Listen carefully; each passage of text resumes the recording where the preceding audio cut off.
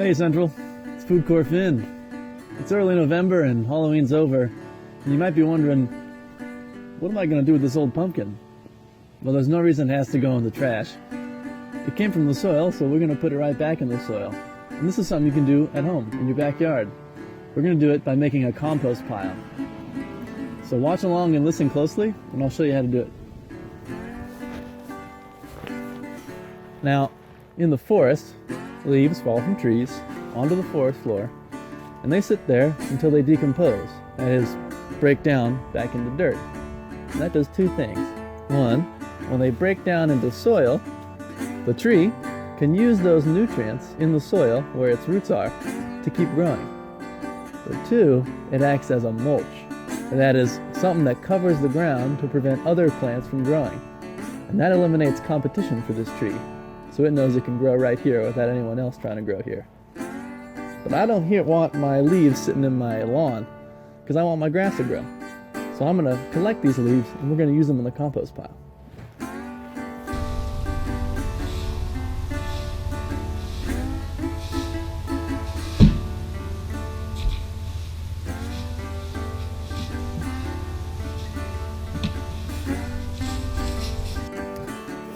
I also have some old tomato plants that are done growing for the year. I'm going to use these pots next year, but I don't need these anymore. But these can go in our compost pile as well. So I'm going to pull them out.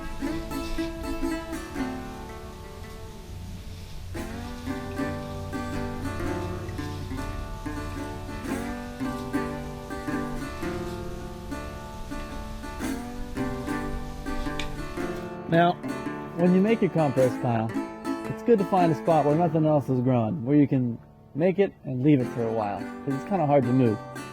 Now, some people like to put their compost in a bin, and while the pile is not the prettiest, it works just as well, and it's pretty easy. Now, making compost is a bit like baking a cake.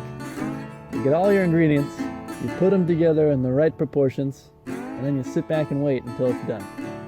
And for making compost, there's 4 ingredients. Your brown stuff, your green stuff, water, and air.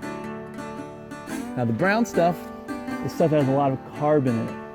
Carbon is one of those basic organic ingredients, and it's stuff that has a lot of structure. So it's like dry, brown material, like these dead leaves, or these dried dead brush or branches. You could even use paper or newspaper. Dry, dead, brown stuff. The other ingredient is green stuff.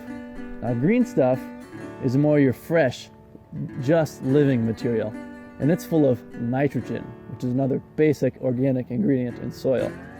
So things I might use for our green stuff would be some old fruit that's about to be rotten. I might use a piece of old bread that's gone moldy. I could even use grass clippings if I mowed my lawn. And of course, my old pumpkin. Now these things are going to break down, and they're going to add a little bit of that water, a little moisture to our dirt cake. And the last thing that we're going to need is air. So when we build our pile, we're going to make sure there's lots of airflow. And with that airflow, a little bit of water, and both brown stuff and green stuff, we're going to make some really good dirt. So I'm going to start with these old tomato plants, because they're really nice, brown, dry, dead stuff, and they're going to make sure that there's lots of space at the bottom of our pile, which is going to allow air to move through it. And then I'm going to add some of our green stuff, like this old pumpkin. There it is. I'll even add some of this other stuff. And then I'm going to add some more brown stuff, like my leaves.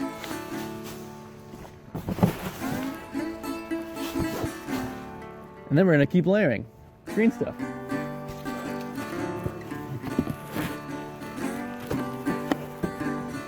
Brown stuff.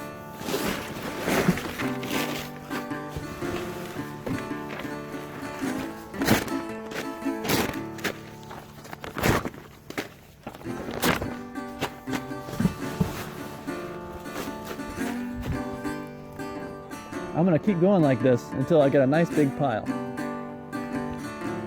Some other stuff I could use in this compost pile will be some food scraps from my kitchen. These are gonna be greens as well. Coffee grounds especially make really good greens. Some other browns you could use would be hay or straw or even sawdust. Now, there's one last ingredient that's going to make our compost pile really good, and that's some already done compost. Now this is what our compost is going to turn into, and inside this one handful of dirt are thousands upon thousands of little living microorganisms that are going to help us break down this stuff into really good soil, what I like to call black gold. So we're going to take this, put it in our pile, and those microorganisms are going to multiply.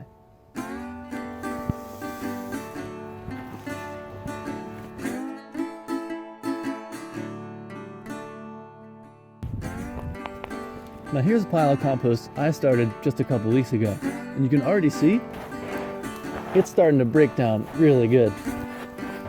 Inside here, you can see it's really dark and wet and moist.